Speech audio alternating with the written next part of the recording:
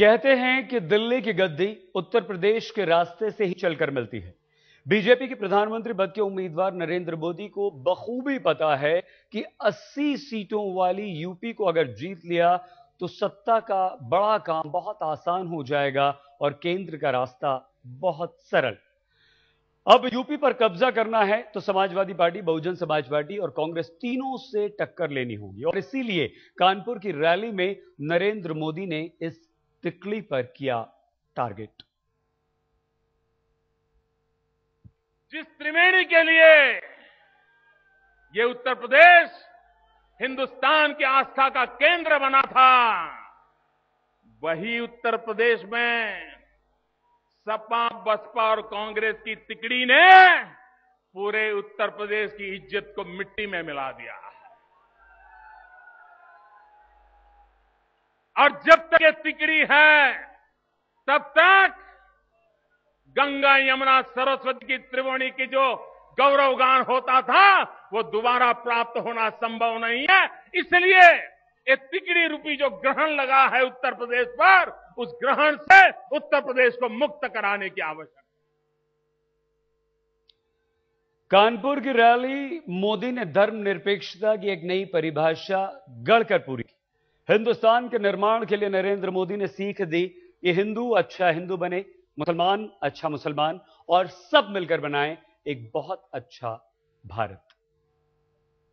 आए दिन सेकुलरिज्म के मंत्र गा करके लोगों को बांटने का काम करते हैं।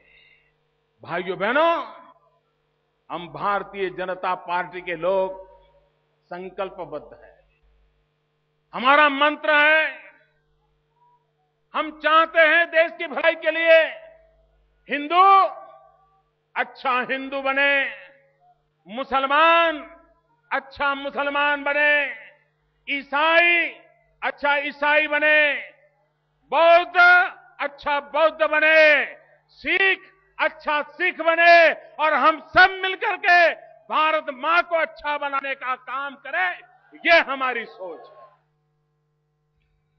हमारे साथ तीन खास मेहमान इस वक्त जुड़ चुके हैं। कैप्टन अभिमन्यु हमारे साथ बीजेपी के प्रवक्ता हैं। अखिलेश प्रताप सिंह, नेता कांग्रेस, हमारे साथ हैं और हमारे साथ रविदास मेहरोत्रा जी हैं, समाजवादी पार्टी के नेता। तो इस चर्चा की शुरुआत जी सबसे पहले कैप्टन अभिमन्यु आपसे। एक आम हिंदू जो होता है वो अच्छा होता है, मुसलमान, सिख, ईसाई वो सब अच्छे होते हैं, वो आपस में नहीं लड़ते। और एक आम हिंदुस्तानी का ये आरोप होता है अभिमन्यु जी की राजनेता जो हैं वो लड़वाते हैं और वो एक आम आदमी के बीच में फूट डालते हैं। तो क्या नरेंद्र मोदी का ये आह्वान एक आम हिंदुस्तानी पचा पाएगा, उसके गले उतर पाएगा? ये सही जी, बहुत अच्छा विषय आपने शुरुआत की आज की चर्चा का।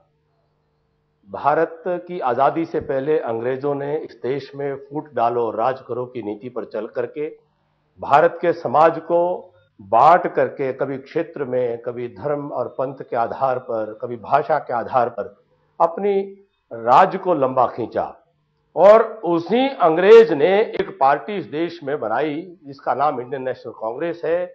1947 में आजादी के बाद 66-67 साल में से लगभग 60 साल राज करने वाली इस कांग्रेस पार्टी ने वही मंत्र को इस देश की राजनीति में लोकतंत्र की आड़ में आगे बढ़ा करके और वोट बैंक की राजनीति को आगे बढ़ाया, फूट डालो राज करो की राजनीति को आगे बढ़ाया। आज नरेंद्र मोदी जी ने आगाह करने का काम किया है कि कांग्रेस पार्टी अब अपने कुशासन, महंगाई, भ्रष्टाचार और राष्ट्रीय सुरक्षा सब मुद्दों पर फेल होकर के उनके पास कहने को कुछ नहीं है। वो केवल आज अल्पसंख्यकों को डरावा दिखाने का नाम लेकर के वो वोट बैंक की राजनीति करते हुए बहुत अच्छी बात की आपने वाकई बहुत अच्छी बात की। क्यों फूट पड़े हम लोगों में? हम एक हैं, हम हमेशा एक रहे।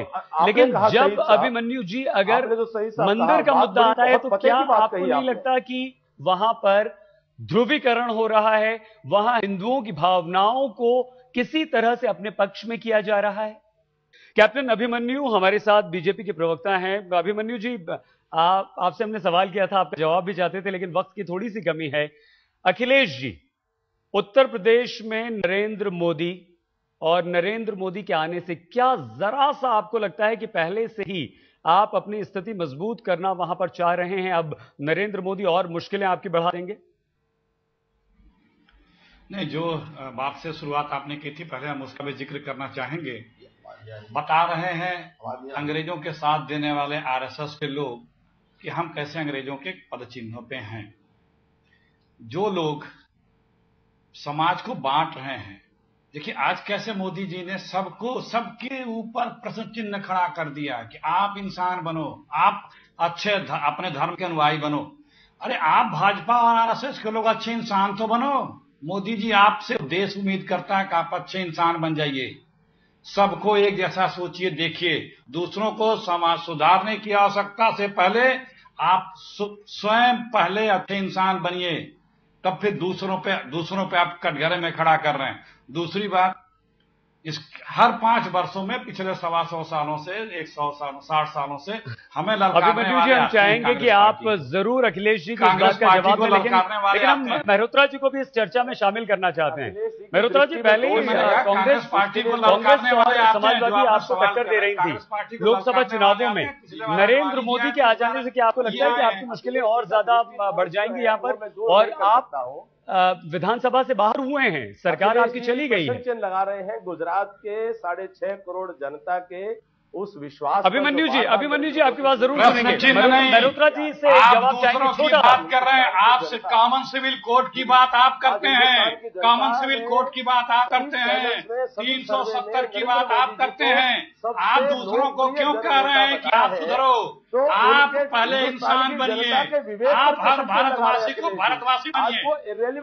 नहीं, मैं बता रहा हूँ, आप 370 की बात क्यों करते हैं? कर्मों के कारण इसलिए वो किसियानी बिल्ली खंबा नोचे, बेचारे अखिलेश जी क्या करें? वो कम आपके हैं। हमें अखिलेश जी आपको रोकना पड़ेगा। और कैप्टन अभिमन्यु, रविदास मेहरोत्रा, अखिलेश प्रताप सिंह, तीनों बड़े नेता हमारे साथ यहां पर हैं। लेकिन मोदी के निशाने पर उत्तर प्रदेश की अखिलेश सरकार भी आज थी। कानून व्यवस्था का मुद्दा था और यह कहना था कि उत्तर प्रदेश में डर का माहौल बन गया है और इसके लिए जिम्मेदार है समाजवादी पार्टी की अखिलेश सरकार। उत्तर प्रदेश की कानून व्यवस्था क्या है? पिछले 1 वर्ष में 5000 से अधिक निर्दोष लोगों की हत्याएं हुई। अब कल्पना कर सकते हो, एक राज्य में 1 साल में 5000 से अधिक निर्दोष लोगों की हत्या हो जाए, और फिर भी उत्तर प्रदेश की सरकार अपनी वोट बैंक की राजनीति में अपने खेल खेलती रहती है। और मैंने सुना है इन दिनों जिन पर आतंकवाद के गंभीर आरोप लगे हैं, ऐसे लोगों को भी जेल से रिहा करने के कारनामे तैयार हो रहे हैं। रविदास मेहरोत्रा जी, समाजवादी पार्टी के नेता, इस वक्त हमारे साथ हैं। रविदास जी, 2-3 बातें यहां पर हैं। आप लोकसभा में तीसरी सबसे बड़ी पार्टी हैं, लेकिन नरेंद्र मोदी ने यहां पर मुद्दा उठाया है, उत्तर प्रदेश सरकार को घेरा है।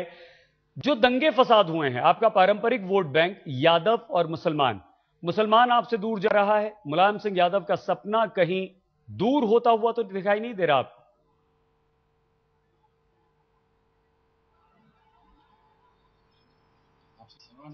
देखिए, भारतीय जनता पार्टी की कथनी और करनी में बहुत अंतर है। ये जो बात कहते हैं, कभी उस बात को पूरा नहीं करते हैं। 3 बार दिल्ली में सरकार रही, प्रदेश में सरकार रही, लेकिन जिस वादे को करके सत्ता में आए थे, जब सरकार बन गई तो उस अंदर की बात ही नहीं करी। तो इनका जो कथनी है उस करनी दोनों में बड़ा अंतर है। दूसरी बात यह है कि ये बात सही है कि जो केंद्र की सरकार है उस पर लगातार घोटाले हुए हैं। आप केंद्र का जिक्र कर रहे हैं यहां पर रविदास जी, दंगे फसाद हुए हैं उत्तर प्रदेश में। पिछले 1 साल में जितने दंगे हुए हैं कभी नहीं हुए। मुसलमान आपसे दूर जा रहा है और ऊपर से नरेंद्र मोदी आ गए हैं। देखिए, ऐसा है, नरेंद्र मोदी की रैली से कोई असर पड़ना नहीं है, क्योंकि आपको मालूम है कि उत्तर प्रदेश के अंदर जो सांप्रदायिक तनाव दंगे हुए हैं उन सब दंगों में भारतीय जनता पार्टी का हाथ कहीं ना कहीं सर, रहा है। आपकी सरकार के रहते और हुए जनता दंगे हुए के हैं। बाद जनता देखिए, हम लोगों की सरकार ने लगातार दंगे हुए हैं, तत्काल प्रभाव से उनको रोकने का काम किया जितने है। लोग मुजफ्फरनगर में जो कुछ हुआ पूरा देश जानता है। सद्भाव कैप्टन अभिमन्यु, और आपको दंगे लगता है भाजपा कि करवा आप रही है। देखिए, नरेंद्र मुजफ्फरनगर मोदी के देखिए, आने से उत्तर प्रदेश में समाजवादी पार्टी, मुलायम सिंह यादव और बहुजन समाज पार्टी मायावती को टक्कर दे पाएंगे, 10 सीटों से आगे बढ़ पाएंगे? कैप्टन साहब, सरकार आजम खान की है और दंगे भाजपा करवा रही है। आप अपने गिरेबान के अंदर झांक करके देखिए कि पश्चिम उत्तर प्रदेश की सल्तनत आपने किस प्रकार से आजम खान को सौंप रखी है, किस प्रकार का वातावरण पश्चिम उत्तर प्रदेश में है। आप अंधा होकर के मजहब के और पंथ की राजनीति जिस प्रकार से कर रहे हैं, उत्तर प्रदेश जल रहा है, उसका कोई जवाब आपके पास नहीं है। देखिए, हमारा कहना स्पष्ट रूप से है कि ना हिंदू बुरा है ना मुसलमान बुरा है, और जो इन दोनों को लड़ा है वो इंसान बुरा है। ये पूरा प्रदेश और देश जानता है कि मुजफ्फरनगर के अंदर सांप्रदायिक तनाव पैदा करने में पूरा का पूरा भारतीय जनता पार्टी का हाथ रहा है। लेकिन आपकी सरकार कुछ नहीं कर पाई। रविदास जी, अखिलेश जी भी शामिल होना चाहते हैं। अखिलेश जी कुछ कहना चाहते हैं आप? हमारी सरकार ने 24 घंटे के अंदर मैं ये दंगे कहना रोकने चाह का रहा काम हूं कर दिया था कि ये बीजेपी और समाजवादी पार्टी को सूट करता है मिली भगत करके माहौल को बिगाड़ने का। कोसी कला से लेकर के मुजफ्फरनगर तक 157 दंगे हुए हैं, मिलकर राज आप करते हैं। 157 दंगे हुए हैं, 117 लोग मारे जा चुके हैं, सब में बीजेपी के नेता पकड़े गए हैं। ये बात अलग है कि इस सरकार के प्रसरा से ही विश्व हिंदू परिषद या बीजेपी के नेताओं का और अखिलेश जी, उत्तर प्रदेश सरकार की कोई जिम्मेदारी नहीं बनती थी। इतने बड़े दंगे हो गए, आपने कोसी कला से मुजफ्फरनगर का जिक्र कर दिया। सरकार की कोई जिम्मेदारी थी समाजवादी पार्टी के साथ, क्योंकि आप हैं। एकदम, मैं तो वही कह रहा हूं ना कि मिली भगत से दंगे कराते हैं। ये मैंने तो कहा, मैं सुना नहीं, इनको सूट करता है, दंगे कराते हैं दोनों को। 7 दिन तक आप सुन रहे हैं, आप सुन रहे हैं, में राज आप कर रहे हैं, 7 दिन तक की मदद कर रहे हैं, सुन लें, सीबीआई के मुकदमे समाप्त कर रहे हैं। धीरज धरें, व्याकुल ना हो, थोड़ा धीरज धरें। 60 सालों में सिर्फ 6 प्रदेशों तक पहुंचे हैं, इसी कारणों से। 60 साल हो गए बीजेपी को, आरएसएस को देश में पॉलिटिकल एरिना में आने के बाद, लेकिन 6-7 राज्यों तक पहुंच पाए। अगर यही रफ्तार रहेगी तो अगले 100 साल लगेंगे, तब तक पता नहीं बीजेपी रहेगी कि नहीं रहेगी। सारे राज्यों में 2014 में पता चल जाएगा अखिलेश जी। हम ये बता रहे हैं, कांग्रेस मुक्त भारत बनेगा। धीरे धीरे अंग्रेज यही सोचते चले गए, अंग्रेज यही सोचते चले गए, उनको उनकी चौखट पे पहुंचा दिया। 3.25 राज्यों तक बचे हैं। आप जो भी कर रहे हैं, आपका अधिकार है, स्वप्न देखने का भी अधिकार है, आपको मुक्त भारत होगा। हमें यहाँ कुछ देर के लिए रुकना होगा। हम इस चर्चा को आगे बढ़ाएंगे। इसमें कोई दो राय नहीं कि उत्तर प्रदेश में दंगे हुए हैं। जाहिर सी बात है, समाजवादी पार्टी सरकार उन दंगों को काबू में नहीं कर पाई है, लोगों की मौतें भी हुई हैं। लेकिन नरेंद्र मोदी अगर आए हैं तो क्या उत्तर प्रदेश में उनकी राह पथरीली है?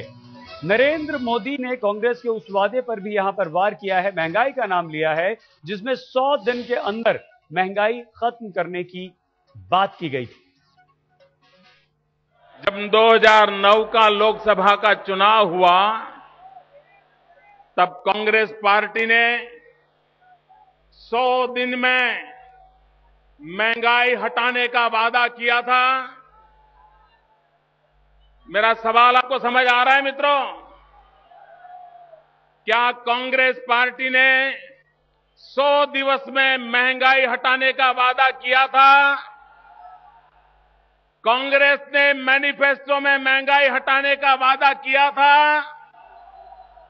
महंगाई हटी, महंगाई घटी, महंगाई बढ़ी। जिन्होंने वादा खिलाफी की है, क्या उनका हिसाब चुकता करोगे कि नहीं करोगे?